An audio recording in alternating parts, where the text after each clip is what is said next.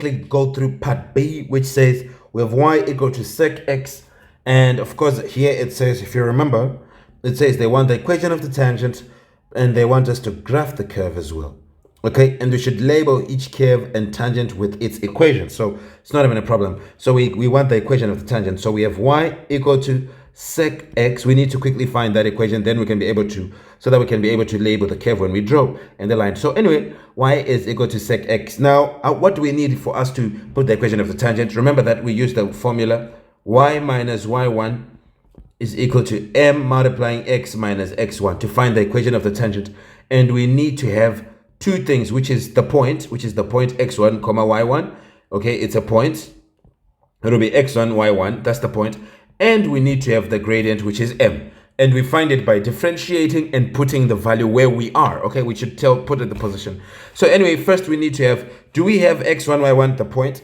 We have x is pi over 4, but we don't know y. So we need to put that x in the original function to find the y. So we can say at x equal to pi over 4, y will be equal to sec of pi over 4. Now things become very interesting now, because so what is sec pi over 4? We don't have sec in our calculator. So how do we resolve this? Well, you need to remember what sec is. It's 1 over cos. So we know that sec x is 1 over cos x. So sec pi over 4 is 1 over cos pi over 4. So we can say y is 1 over cos of pi over 4, right? Now, if we punch cos pi over 4 in our calculator, now remember the exact values. What are the exact values that when we do for cos and for sine? What are the exact values?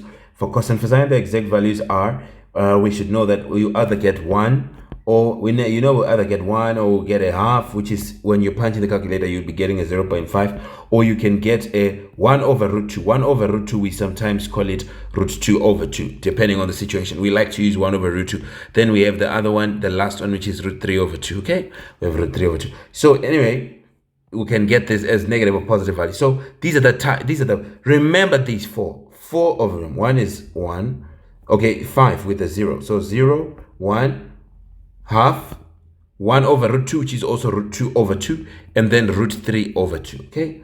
Remember them, okay?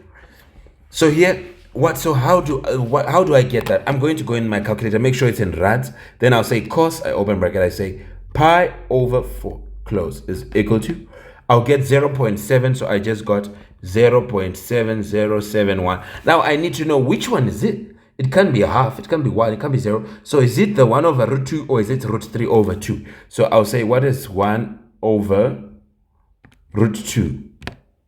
It's 0.707. Oh, so it's 1 over root 2. So I can say the y is equal to 1 over, what is cos pi over? It's 1 over root 2.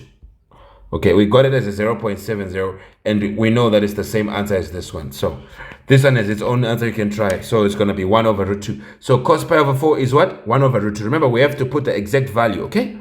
Then now what do we get? We now get y equal to, what is 1 over root 2? When you have this fraction in the denominator, you just flip it to take it back. So it's going to be root 2 over 1, which just means that y is root 2. And we are done with this. So we know y is root 2. So here we can say, therefore, point x1 comma y1 is, x will be pi over 4, then root 2 for y. Okay? Now we can then say, what is y again? Sec x. Now we have to differentiate. So we find m. Now we want the gradient because we now have the point. We now want the gradient. So how do you find gradient? We first find y prime, the derivative. What is the derivative of sec x? We know that sec and tan are related. Tan was sec squared. Sec is sec x, tan x. So now we can now say, what is y prime here? We can say when x is equal to pi over 4, when x is equal to pi over 4, then that means y prime will be sec of pi over 4 multiplying tan of pi over 4. Now, what did we just get? A sec of pi over 4. We got a root 2 just now times. Now you punch in the calculator. Tan, open bracket, of pi over 4, close, is equal to 1. We get a 1. So here we still get a root 2. Okay, as our gradient. So now we have this. So now we can say y minus, you can say, therefore, m is equal to root 2. So you can say Yeah, you can put m is equal to root 2. Maybe if you want to put it there, it's up to you. Now you can now say x1 is pi over 4, y is root 2, m is root 2. So now we can have y minus y1 is equal to m multiplying x minus x1. So it's going to be y minus, this is y1. What is y1? Root 2. So y minus root 2 is equal to m, which is root 2, multiplying x minus x1, which is pi over 4. Then now, what are we going to do? I mean, we can leave it like this here to put it like that, right? Now, I have the equation, and I have the equation of my tangent, and I'm done with the first part. Now, you just have to draw the graph of y equal to sec x from negative pi over 2 to pi over 2. So, anyway, sec I know it's 1 over cos, so I need to have my graph of cos from negative pi over 2 to pi over 2. So here's my graph. Remember that it says pi over 2, then pi, then 3 pi over 2, then 2 pi. So we are only ending at pi over 2. Here again it says pi over 2. So we want to draw the graph of y equal to cos x. So we can do the one for sec. How do I do it? You punch cos 0. Make sure it's in radian minutes.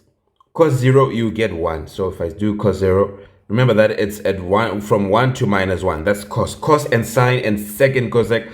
So here I have my 1. This one, we know that it's, then you say cos of pi over 2. You put it, make sure your calculator is in rad. You get 0. Then if you say cos of negative pi over 2, you get of negative. This is negative. You also get 0. So that means it's like this. Right? And we know that if you were to punch cos of pi for the next one, you'd get this minus 1, but we are not doing this. We are doing minus 5, minus half to half only. So yeah, let's do that. Now we are doing the same thing, but now we are doing for y equal to sec x. So that means you come here and you say, okay, here's my pi over 2. Then this is my pi, negative pi over 2. So now remember that when we are sketching for this guy, we have to look for where it goes to, where it is 0. And wherever that is, that's an asymptote. So here we have an asymptote. Here we have another asymptote. Then what value was it in between the zeros? It was a 1. So we go also to a 1. Okay, we go to a 1. Remember, this is 1 and this is minus 1. We go to a 1. Then look at this. It curved downwards. So we are now curving up. So it's going to be like this.